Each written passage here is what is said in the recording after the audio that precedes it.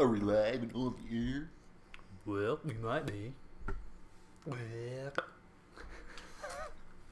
you are live, and welcome to WestWorldia.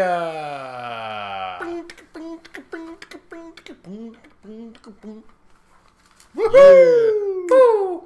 Welcome, guys, to WestWorldia, brought to you by PanNerdia. I'm AA Ron. I'm Pete. And, well, we're here to talk about Episode 3 of Season 2, as well as our predictions of Episode 4. But first, let's bust into this episode, Episode 3 of Season 2. And, yeah, you know, we're chilling out somewhere a little different today. It's nice and sunny. It's a little hot, a little warm out here. But, It's a lovely day. Thank you. Come again. We will discuss this setting at the end of this review because we feel like there's a lot to talk about. Oh, the beginning was so exciting that we're gonna save the best for last. Absolutely. But in the meantime, let's go ahead and talk about some other aspects of this. What, Charlotte? Other aspects of this episode, beginning with the old Bernard and Charlotte duo. Yeah, well, like, you know, this episode was entitled Virtue e Fortuna. But let's start off with basically talking about Charlotte and Bernard. They find Peter Abernathy, right? But they find him, he's like strapped up to all those other actual guests. Right.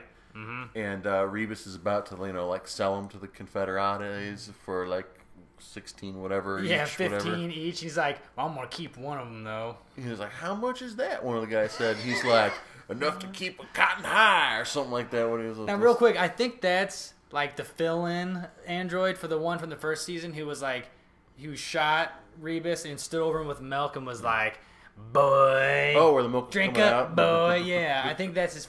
It's either they just got a different actor to try filling in that guy, or yeah, it could be either or it's just a different android, right? But Rebus, he gets reprogrammed by Bernard to help escort the others, and I say escort the others because after they've been frightened to hell, and he then gets reprogrammed and then shoots all his own guys to hell. Mm-hmm. He's like chasing after like one of these ladies in her nightgown. He's like, "Wait, I'm here to escort you."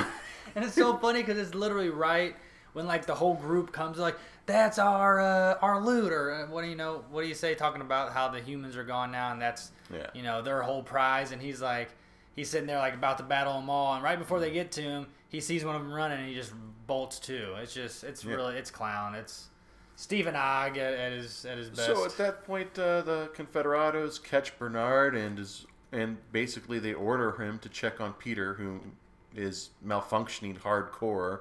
Some great stuff there by Louis Hertham there. Yeah, man. I mean, going right through all back the to glitches and whatnot. His shaky self. His interaction with Dolores and with Bernard. And those beautiful blue eyes of his. Yeah. And, I mean, look at him. Man. Just piercing. Yeah, man. I mean, it's real interesting, that whole interaction.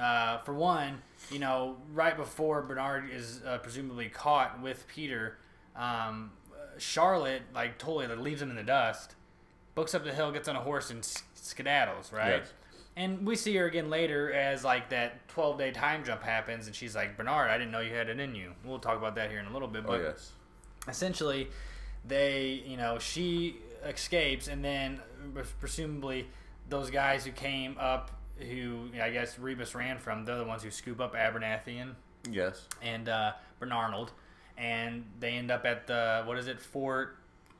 I believe it's called Fort Lore Hope. Right. Okay. End up there. Fort Lore Hope. So, you know, Dolores obviously immediately recognizes her father, or her father in the past life, Abernathy. But then she also notices old Bernard. And that's true. You know, her interaction with Peter right away is she kind of, like you even mentioned it, we were watching some clips. She felt sympathy. She wanted to sympathize for him, and she went ahead and went with some of the dialogue from when they were back on the farm. Right, like only to then go back to where she started, which was, you know, kind of talking like how it is now. Right. How she's basically discovered herself, and where she was quoted. Matter of fact, I think what did she say at the end there? Her quote: "You told me to run. Oh yeah, that's right. She looked at her father. She goes, "You told me to run away once, and I did. I broke free with a pull of the trigger, and it started a war." That was pretty epic, and he's just like, he looks like he's really listening, but he's like, "I'm worried about the cattle." And he's like, "The train, I gotta make the train." She's like, "God damn it, Dad." She's like, "You understand, right?" He's like, "The train! I'm trying to kill the human race. Come on. Forget about the train." Forget about the fucking train. And, yeah, so she's kind of like, whatever, I need to go. Let's go talk to Bernard. He'll know what to do. Yeah. So anyhow, Bernard does try to like figure it all out, but before everything busts down, I think we know now that Dolores, she's in charge of the Confederados and Major Craddock. I think he's the main player there. He's played by John Tucker, and there's also the Colonel Brigham guy that was the older fella. Right. But I think converting just one or two of them to like be by her side, that was convincing enough to get everyone under her control. But man, when she did the whole speech about, she showed one of the humans, right, and she gave him one of the weapons, and the human gets dragged out by this monstrosity. Yeah, exactly. Ugh, God. Penny Feather. Penny fucking Frankenstein. Frankenstein whore. And he's totally like, what? When Hector got that gun, they're like, holy shit. Yes. Point and destroy. And Amanda, or Angela rather, she's like, "I'll let you live if you make it over that ridge." And of course, like, he gets blasted with the new gun from the colonel, old Bort face Jackson. But really, it's still she was in chilling, like bone chilling Wyatt mode most of the episode. Oh, Dolores absolutely, was. dude, like Terminator mode. She really shows us that she's almost totally about kind of like all knowing. I don't think she's totally there, but man, compared to all the other androids minus Maeve, she's like naturally all knowing. Yeah, she's Maeve was like, because she was like smart enough to raise all of her intelligence and everything like that, computer wise, she did it, but like that was a shortcut. Dolores, there's no shortcuts there. She's evolved naturally, kind of. Well, how about this? Dolores is kind of like the ancient android, like the one that's like, tethered in the moon site of Ford in general. But then Maeve, she's like the Neo android. Ah, I like that. Yeah, the ancient versus the Neo. Yeah, right. I like that. Yeah. So, she calls out Bernard. How does it feel to be basically like a replica or a copy of someone else? You know what I mean? So she obviously, we already knew that she knew, but to have that attitude and have that face that you've never seen before until the Wyatt character was installed in her. She's got 3 personalities here. Pretty much. And they're running side by side by sides. It's crazy. But the fact that she can control that and still stay on course is pretty amazing. It is. It's like it's deliberate to a degree. It's like it's Wyatt's there to keep it pushing forward, I think. Yeah.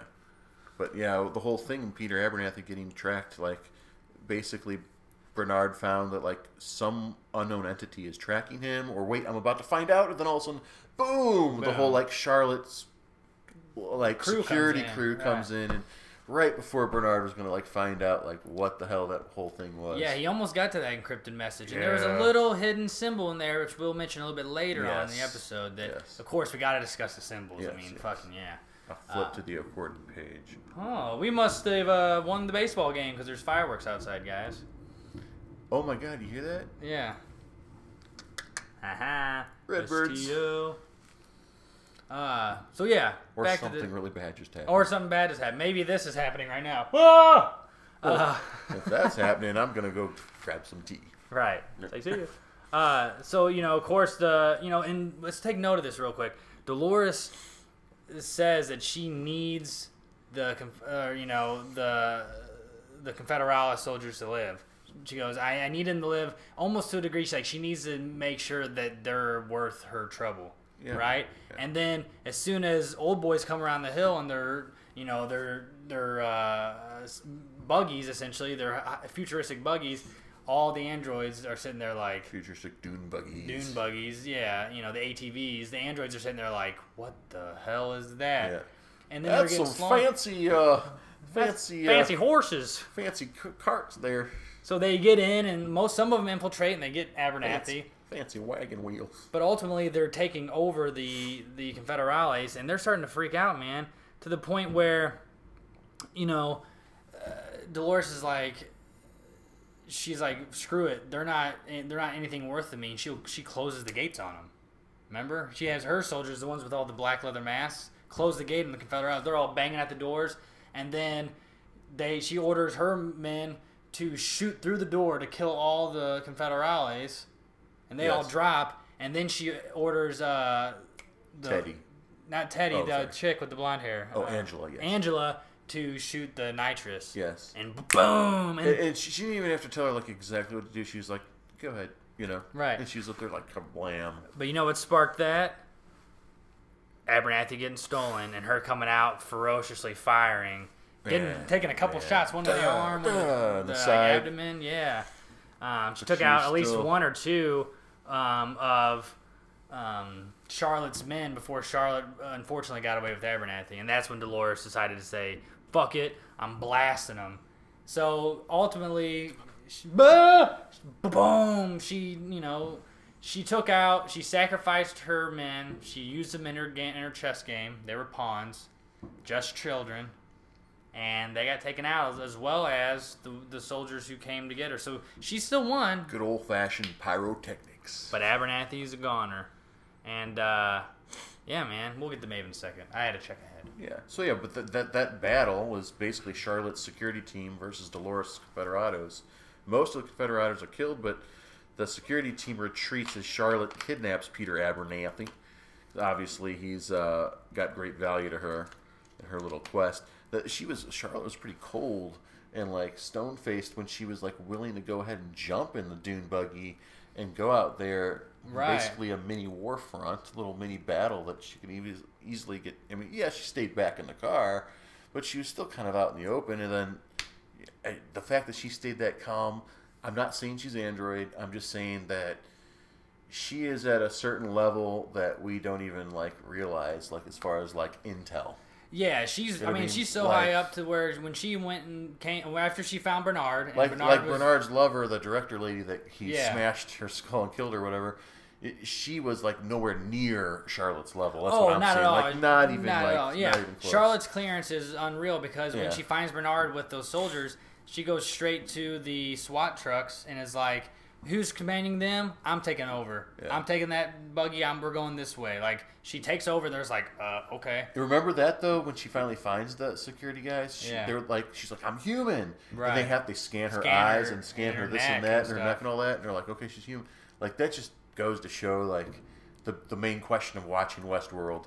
Like humanity and how it reacts to this whole idea of, well, they can get reprogrammed, so it's okay to do these horrible, nasty things and put them in this like loop of hell. Mm-hmm. So all of it. So like you need to be ID'd and tagged just like the androids, don't you? Right, pretty much. Which makes us think more too, I would say, about like when the fuck is this and where the hell is this? And also Teddy, we're gonna just quick mention there, like that goes to show like he's got that like sort of like ethical like voice in the back of his head. He's about to kill a guy, right? And says, "Oh, you're just a child, you wouldn't know." But then it like triggers the word child, like you don't kill children. Yeah, it had to. You called him a child, and now you're gonna kill. Like no, don't.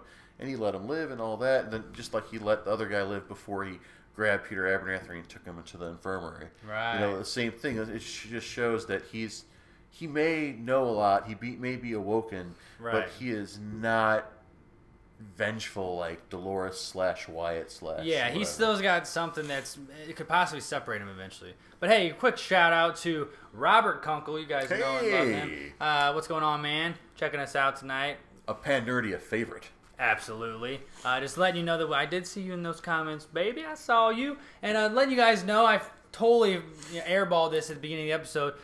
Of course, this is going live on a Friday. What? Not on a Sunday before the new episode? Well, this Sunday's Mother's Day, and, well, we're going to be, taking care of the ladies that day. So, of course, we're still going to enjoy the episode, but we wanted to give our special WestWorldia episode just a couple days in advance. To all the moms out there. Absolutely. Wouldn't be here without you. Yep. Ain't that right? So, we just want to let you guys know, just if you guys are confused, we're doing this on Friday night because Sunday we will be unavailable for this show. But we're still going to be watching It's WestWorld. Friday night at the Rush! So, let's move on, shall we? And let's talk about Maeve and Co. Yes, Maeve, Hector, and Lee. They reunite with Armistice. Armistice, my favorite so far, is in that gang of 6, or gaggle of 6, I guess you could say. I say 6 because they also get back to Felix and the douche Tex Sylvester. But they were just attacked. They were just attacked by the Ghost Nation, and it led them back into the Central Center. And once they finally got out of the Control Center, one of my predictions came true, and I even said, I don't care if it's even at the end, and there's a katana that comes through and slices someone's head off. But that's how the episode ended. They basically end up on the crossroads, the borderline between the Shogun world and their world, because they're at the furthest most north of the park. Yeah, and it's furthest north and furthest elevation, I guess, wise too. There's definitely snow there and everything, and we see the severed head is discovered by Sizemore, and then followed by Maeve being, what's coming straight at her, but an old period samurai, brand new character. Oh yeah. So man, two new worlds, either hinted or shown in this episode, is great. But let's continue talking about. I know, man. There must have this. It's like the World Series. So of course we got Maeve continuing on her journey to find her daughter, and Sizemore hilariously following with his little donkey boy outfit. And then of course they run into the Ghost Nation crossing the river, and she has them flashbacks of getting scalped, and what she says to Hector later in the underground. It was a wraith of her past life. So, before they get out of the water, though, they come up, Hector goes out and tries to get him, to flee. And he uses his, native talk, because I know, man, they're rumbling over there. Fireworks City, baby. Hold on. You keep talking. Okay. Ghost Nation. So Ghost Nation, okay? Peter's doing a little check-in. So essentially, man, it's hard to even concentrate. Essentially, Hector tries to get him away because he's part native apparently, and they still aren't really listening. They're saying they can go, but Sizemore's got to stay because obviously they know he's human. They got to kill him. Maeve's like, I need him. They eventually escape. They go underground. While they're underground, there's a little, humorous little tiff. Grenade in the neck of Sylvester. Oh, before even that, when they're walking down the hallway, Maeve and Hector are talking like they're in love, holding hands. Yes. And Sizemore's like, what You're the not supposed fuck to be doing is that. this? And they're like, doing what? And he breaks their hands apart. He goes, that. And he's like, and he gets all up in Hector's face, starts pushing him. He's like, you follow this narrative. It's embedded in your being. And Hector just snaps and pushes him against the wall. Chokes him. And blah, blah, blah. And then Maeve's like, he's fragile. And then, of course, he comes back to Maeve and is like, I love you. This is true. And he starts saying this line that sounds poetic. And Sizemore finishes his sentence for him. And it's like, maybe I do know that. Both down. They're like, he's one of the gods that reads our script or something. Right. So they keep going after that, essentially. And then before they know it, Armistice comes around, torching a guy to the point where Hector's never seen it before. He says, and what does he say? Just like if you were seeing something in ancient times, what is that? He goes, she's got a dragon. And he was great. He looked like a kid. That's the first time you've seen a carousel or something. Right. He's like, what? Who's got a dragon? He loved it. Yeah, and he was in awe of it. Yeah, I'm sure he was happy Armistice was back too, because so was I. What a way to come back, And as soon as we get her back, they go around the corner and look who it is. Felix and Sylvester, the cat boys themselves. A.K.A. Lux. And then, the grenade neck. Grenade in Sylvester's neck. What a ruthless little way to torture somebody. Armistice just puts the pin in, bloop, and then takes the grenade back out from under his neck. And not to mention with her robot hand, because she's an old model, so she pulls off her glove. It's like Luke Skywalker shit. Yes. Yeah, I loved Luke Skywalker, T2, T1, whatever. And then, of course, they're walking in a very cold northern part of the park. Yeah. And we have noticed this, too, that Sylvester's carrying something. for one. We didn't really realize what it was. Maybe it's weapons or... It was like a rolled up... I mean, it was almost as if it could have been just surgical equipment or something. Right. Yeah, who knows? Yeah. And then, they see a fire, and with the sweet little, Eastern music playing in the background, and then, Hoya! Which is not the best picture, but you can see a silhouette with a sword in his hand, and he's ready to slice and dice. So, like we mentioned, there is a little sneak peek of Shogun World, which we kind of got a sneak peek last season. Yes. But, of course, that doesn't supersede the ultimate opening of this season so far. The Raj. The British Raj. It's the theme park connected, obviously, right next door to WestWorld because of that freaking canyon river. That big old canyon river lake area, right. And we start off with pretty much it's totally like a real hotel. Yes. These are real places. They've got to be at least location shots that were shot for at least the background. Over here in the background, it's just everything. And then there's this gentleman, and he's sitting on the balcony, and he notices a fine lady across the courtyard enjoying a smoke. And I think he realizes, you know what? She's definitely human. Yeah. And continues to join her at her table. Jumping ahead a little bit. So as he gets there, they talk, and you can already tell she's a little apprehensive. Yes. But ultimately, he says something real suave and slick, and basically gets her to the bedroom. Instead of do you have a prophylactic? It's, I'm going to shoot you in the chest, and if you're an android, no problem. You get reprogrammed. You'll never remember this, but if you're human, it'll just sting. A little bit, a lot of bit, whatever, but it'll just sting. Right, and she seems like, at that point, you kind of get in your head, she's a regular. Yeah. And he kind of seems more like he's maybe been there once before, but she's been there, she's a reg. So she fucking shoots him, then plows him. And damn, would you look at that. Oh, my goodness. Whew. I would be like, you can try every one of those guns out if you like, baby. Let's go. That's a natural What do I got to prove to you? Let's get going, And so winner chicken dinner was the man. What's his name? And this is the British guy. Yeah, Nicholas. Yes, Nicholas. Winner chicken dinner, Nicholas. Real name is Neil. Neil, right? Yes. Neil Gamby. No, that's another HBO. His real name reference. is Neil Jackson. Neil Jackson. Neil Jackson. No way. Yes. Get the fuck out of here. So we got this. One thing they discussed for sure is hunting Bengal tigers, which, of course, you guys seen the preview. At this point in the future, there probably are no tigers or elephants. That's what I'm saying. We discussed this. Misused everything. They're talking about how they're coming to the park to hunt this animal. And granted, it's almost extinct now in our lifetime. But what that kind of tells me is they're coming to this park to hunt animals, specifically big game, because perhaps there's no more left on the planet. Safari, flashback to the mid-1800s during the British, rule of India, which is around the same time as the samurai tribe period, the Edo period, and of the mid-18 Western expansion.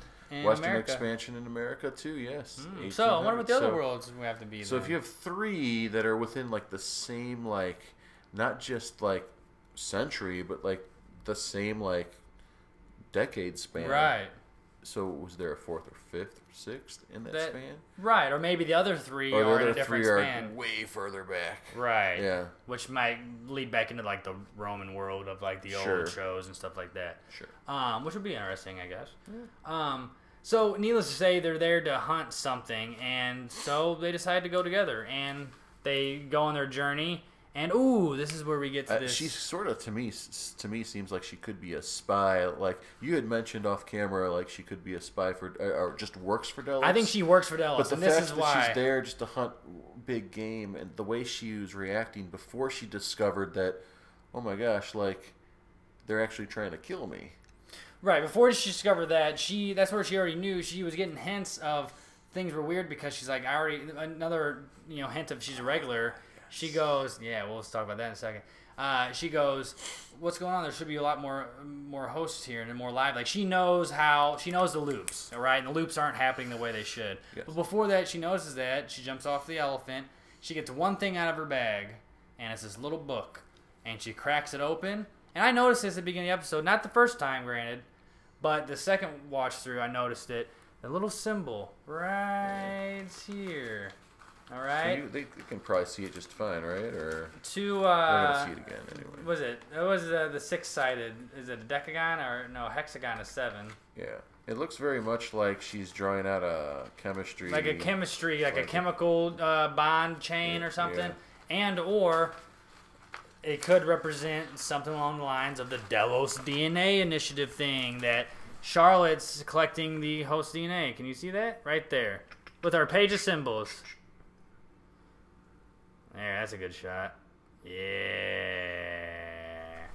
So the reason I bring that symbol up, because it's very important, and why I also think she is part of Delos, because that same exact symbol shows up in the episode on the screen when Bernard finally hacks into the encrypted message inside Abernathy's head. The message that Charlotte has encrypted inside to get him out of the park to ride the train. So Delos on the mainland has this What's he like? What is this? Did he mean when that emblem came up? Right when it came up, it went down, and he goes, and it went off the screen, and then it came back. Then blam, blam, then blam. it came back to blam, blam, blam. Yeah, but that symbol is the same symbol.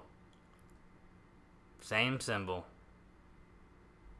So, what does it mean? She works for Delos. Is it the yin and the yang of the brains of the fucking I think it's like droids? an infinity sign, but what else do you kind of think of when you think of an infinity sign? Look at my hand. It's a helix, DNA, chemical bonds, DNA. It's so symbolic. I think it is indeed bioengineering. Right. To that whole thing about essentially recreating your body in android form and transporting your consciousness to that new, brand new, spanking,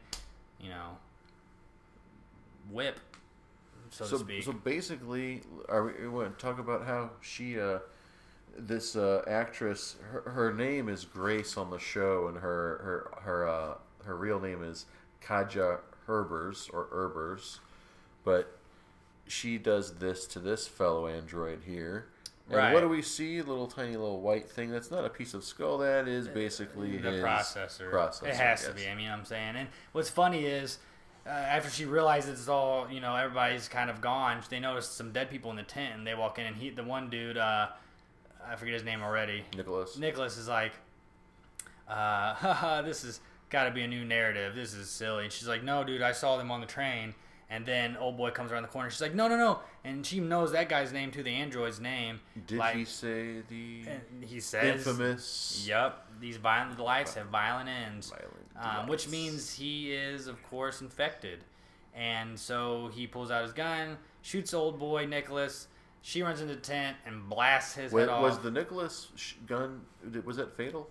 Yeah, he's dead, I think. He's Unless we see that he didn't die. He survived it later. So it's assumed that he died. But man, all I know is when she was on the ground next to that bed behind the curtain there, she had loaded that thing just in time. Oh yeah, it's that perfect suspense. Right before that happened, that could have been her, like right in the face. So of course she runs away, panting, fuck, as she finally catches her breath, but not fast enough before she looks over her shoulder and sees old Bangled Tiger ready to pounce. It's not Tony, mind you. Man, what great camera CG action. I mean, his face came out of the bushes. That was great. Then he lunges out, walking, right? And I'm pretty shot him once. I'm pretty sure, like on the bridge, some of those camera shots where it was just the tiger kind of like walking through the laser barrier. This laser barrier here. I think maybe some of those shots could have been a real tiger.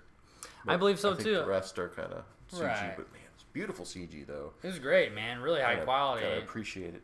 And ultimately, it knocked her off the edge of the cliff, and that leads to the old washed-up Bengal tiger on the shore. And she washes up on the shore. Yeah, she's in the mud and the muck, and she looks up and, oh, hey, what's up, buddy? Ghost Nation. Ghost Nation. And, well, what else is there to say about the Raj currently? There's a lot open, though. Well, at least we know that probably when she was on the banks of the river in the canyon, That's about the time that Ford got capped in the back of the skull by Dolores. So that's kind of the timing of it. And that's what we're thinking. Yeah. We're thinking because she was able to escape that park and get into WestWorld so quick that that's butted up next to WestWorld to where, like a virus, it started spreading into the other parks. Yeah. Also, which is why at the north of the park, we're thinking Shogun World connects to the north of the park, and that's where it started to leak over into the Samurais. Yes. So there's actually a cool interactive map you can go to. I was just going to say that. You're reading my mind. I sent Peter the link today. I'll give you It guys blew my mind today because it has actual topography lines, and there's a circle. Can you show them? I don't know if you can. But there's like a red circle, and at first I thought, is that a globe? Is that like a floating space station or a fucking moon? Oh my god, oh my god, oh my god. Like, no. The topography bleeds map, off of the red circle, which just means they're just showing you like, as if you had one of those little palette things. Right. You're trying to track down Abernathy or whomever, and that's what it kind of looks like, what they were looking at, that zoomed in shot. And the circle is pretty much just the circumference of the WestWorld Park. Right. The WestWorld Park. But essentially it is www.discoverwestworld.com/#explore. Oh man, and you'll go to a cool little nerd out and geek out on maps, and how cool is that? Because I mean, there are really cool maps of fantasy worlds from many books and movies and stuff and series and all that. But this is like, because it's the future, but it's the future with parks about our past. Right. It just adds so much to the mystery and the need to know. So let's go ahead and jump into our individual kind of summaries of what we thought about this episode. Aaron's analysis. Essentially, what do I think about episode 3 of season 2 of Westworld? I loved it. I love every episode of this show. I have so far. Hopefully I continue, and I'm sure I will as it continues. But, dude, I mean, the fact that we get to see Dolores/White start to build an army, which you think, oh, man, she's just another typical character. This is a trope. She's building an army. No, man. She uses them to defeat the incoming soldiers of humans, and then she's easily to just wipe them off her shoe like a piece of shit and keep moving, man. What a badass. I also love how we're continuing the story with Maeve and how she finally gets her whole OG crew back, and she's ready to wreck it, and then she runs into the samurais. You know, I loved how Dolores also got to interact with Abernathy again. We got to see that great actor once more, as well as find some more hidden secrets behind the symbolism hidden within his head and also hidden within the book of the lady within the Raj storyline. And man, the fact that they opened with the Raj scene and shown that other park, which totally nobody expected that, dude. Totally subverted expectations once again, like the show always does. When it opened with that, we were like, whoa! Yeah, we were like, what the fuck? It was like, enjoy the ride. And we did. And I did enjoy the ride. I loved it, man. The acting, of course, is always superb. They kept going on. Yeah, there's little bitty gripes here and there about little bitty things, but they're so petty that I'm not even going to let them get a shine of light in the overarching fact that this was a great episode. Aaron's analysis, fucking watch it if you haven't. Pete, what did you appreciate about this episode? Well, first of all, I have to ask, on a scale of 1 to 10, where would you place this episode? I would give it a solid 8.5. I was going to say, like a 9. I mean, just comparing WestWorld episodes in past to just WestWorld, not comparing it to other things out there, I would give it a 9. I mean, it was written and directed by the same dudes that did the first episode of this season, and I thought that was so excellent and revealing and still like adding more and answering some questions, not answering others, but adding more to the mystery. And I think that's what they kind of did in this. But as far as my appreciations are concerned, there's 3 things that stick out: history, wildlife, new characters, really all of it. But I would have to say, with the history representing via racial, social hierarchy coded in all of the parks. Like basically you have the Westerners' colonization of Native Americans, then you have the Britain takeover of subcontinent India, and it's all early 20th century. It's all in the mid 1850s or whatever it seems to be in there. And of course then you have shoguns that are they're known for their territorial wars, right? Right. So like there's stuff that's going down there. So they're basically adapting a certain timeline, and I really liked that they kind of took our human history and put it out there, and then they're taking our current top 1%ers and putting them out there, letting them do whatever they want. But now that like what goes around comes around, and I'm loving it. And the wildlife droids. I mean, first we had horses, bison, deer, and now we not only do we have that in this season, but we have tigers and elephants, and oh god, I hope monkeys. I mean, you're in India, you've got to have monkeys, all kinds of monkeys, right? And you know, the Japanese nature stuff will come too, I'm sure. Right, a lot of probably birds and reptiles and stuff like that. Birds, reptiles. There might be some small snow tigers or some snow leopard. Leopards, yeah, maybe something along those lines. We might see something maybe cool. not. But new characters is another thing that I really appreciate. You know, Nicholas, guy Neil Jackson played him. He did a great job. Kanja Erbers plays Grace. We're probably going to see more of her.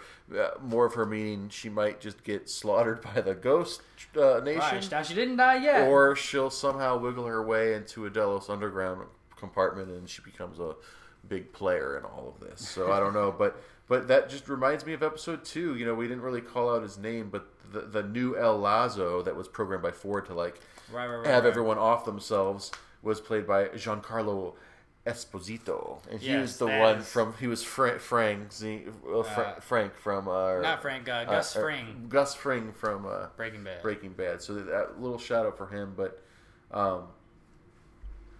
the White Stripe, Seven Nation Army song. Oh yeah, I didn't mention that. So you know something that you appreciated. I called it extremely appreciated. Yeah. So you know how they do in the WestWorld, like saloons, and in Sweetwater they have on the little piano. It basically is old saloon style music, but it's old like classic rock songs and classic like, rock to you maybe. To me, it was like grunge rock in the rock 90s, stuff, and then some of the stuff is more like recent. White Stripes is much more. Yeah, and it's more like stuff that rock that I grew up on. Yeah. But then you know it's great that they use that. Yes. And the Raj, Raj, they incorporate it, and it sounds great. They picked it. They got the Centaur playing the Jack White like 3 fucking strings that he plays. Right. Seven Nation Army, man. Yeah, right. So that was great, but you know all of it. Lake Powell was used when they had the androids floating in that lake that Ford made, but that was actually Lake Powell. I knew that. I remember seeing that in other movies, including what's her name, Sandra Bullock, when she crashed down from outer space and it was into Lake Powell. Yeah. And there's other movies. Many movies are used there, but you know what is real? Forlorn Hope. That whole set. It's a classic old set, classic old style pyrotechnics, and mixed in. Never would you imagine to see warfare between like a bunch of Confederate like desert rats against modern day weaponry, high tech, ATV, with the RCP 90s. So, and the only other thing I can think of as far as appreciation is that obviously this encoded bio wetware, I like to call it, is when there's trauma to it and they're thrown in these loops, there's only one thing I can think is like once they're awoken and they realize, first of all, they realize all those loops were just loops and they were killed and awoken and killed and awoken and blah, blah, blah, blah. So that right there would drive you crazy, and that kind of reminds me of like dementia and stuff that people have. Right. And so like they have this dementia phase, and once they get past that dementia phase, they're like Dolores. They're like, now it's on. I can see clearly They've now. They've reached that center of the maze. The juice is gone. Drip, drip, drip, drip. Yeah, man. I mean... that juice is important, right, Bernard? You know what else is important? Episode 4 preview. Let's get into it. Friday night on PanNerdia. Incoming. Watch it, freeze message. frame it. Look at the symbols. There's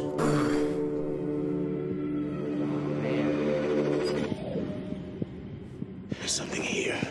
Something they've been working on a long time. So I love how they're talking about what I think is again the whole Delos kind of playing with I know something. I think that's what Bernard is like. I know where you're going. They've been doing something for a You call while. it glory. And then we see the man in black meeting up with Body was in place of the... And I know the way. But then this episode again, they bring back that actor, the guy, what's his name again? Sergeant. Death is always true. The one that Teddy almost killed. Oh, the Craddock guy. Craddock, yeah. So the man in black's gonna be with Craddock, which is crazy. So he must be a regular for this season. Maybe he stops using Lawrence and starts using him instead. As, like, his guide or whatever. Perhaps he does. Because in that preview, too, it starts raining, which is the first time we've seen rain in Westworld. And then it shows again, it shows Lawrence, and it shows Lawrence's wife. So they're in that town where, I wonder if they'll show that weird little girl who was like, the maze isn't meant for you. Lawrence's daughter. Sure. So either way, it seemed like Lawrence, he had fell into the mud in that preview. That maybe he might be getting offed.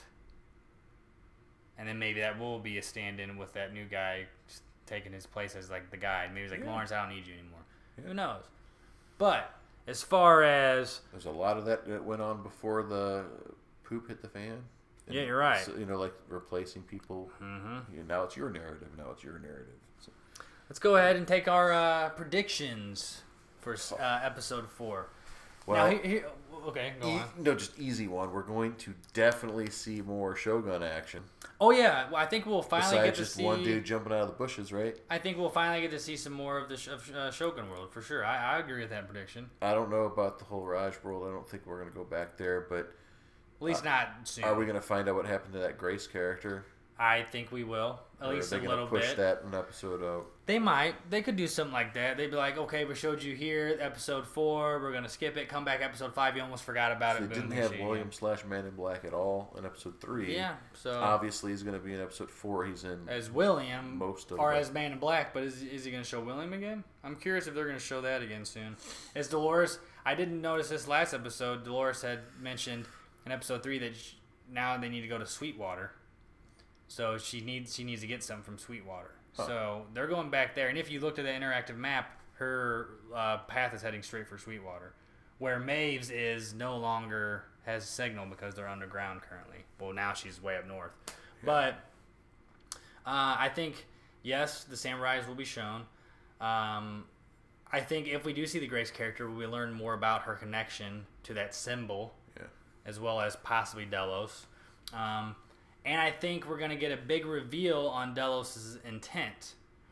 Though, as we're learning more about Delos, which I think this season... I thought you were going to bring up Gustav, a.k.a. Strand. Strand, I hope we see more of him, but right now, you know what? We might see more of him next episode. We only saw a little bit of him in episode 3. I do believe that we'll see more of him, though I don't think he will be... He won't be pushing any super important story-driven things next episode quite yet. Yeah. He's gonna get there. I think his time to shine will be a little later in the season. He'll have some kind of final he'll really show who he is towards the end, and that might even reveal who he truly is when he gets in some kind of big battle. I think ultimately this season's gonna lead to a big battle. Big 6-park-sized battle? No. That's war status. I'm talking battle. Little battle. Just a quick battle. It's going to be the WestWorld battle. It's going to be Dolores's army versus the Strand's soldiers, possibly. And Maeve may or may not be involved. She might already be in another park. There'll probably be a mix of androids that are reprogrammed for the humans and reprogrammed for, her. Right. So it'll be... That's how they'll generate more of an actual battle of masses. That's what I'm thinking. Because at this point, a lot of the dead androids aren't being recovered and they really aren't thrown into barrels and reworked. Right. So if anything, they're waiting to just come back to later and get something plugged into their wrist port and turn back on. But yeah, man. I mean, as far as anything other predicting wise. Just looks like Maeve's going to go into Shogun World and kind of linger there while Dolores just keeps her battle thing going. Keeps kind of claiming that. Unfortunately, we might not see Maeve cross paths with Dolores again until the end of this season. But you know what? I agree with that. We're only going into 3-4 episodes here, and there's 10, so right. Episode 4 is coming up, and there's still 6 more after that. So, got a lot to talk about in the weeks coming up. Obviously, you won't see us here this Sunday, guys, because we're doing this now. But, of course, Westworld will still be on HBO. Feel free Sunday night to pregame with us by rewatching this live show. Absolutely. And then when you're ready to kick it and watch actual Westworld, go for it. Go for it, man, because we'll be watching it after our festivities. Keep you company. Right, and we'll enjoy the enjoyment, and I hope you guys do as well as always. As always, yes. And, well, of course, you guys take it easy there. Be sure to like this video and subscribe if you haven't yet to PanNerdia. We are a super micro channel here in the YouTube universe and would love your support, especially if you dig our content, because there's going to be plenty more coming. Subscribe. And it's going to evolve like the more of you that subscribe, the more quality content you'll receive. Right. I mean, shit, for 14 subscribers, it's not too bad that we're going live from the Raj, right? Right. And besides, like, it's a Friday night, but you can rewatch this Saturday, Sunday, Monday, whatever you wish. But until then, seesaw motor functions.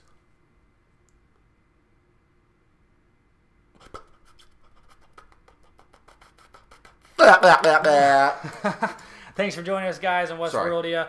Brought to you by PanNerdia. We'll see you next time. It was just a glitch. Peace, guys.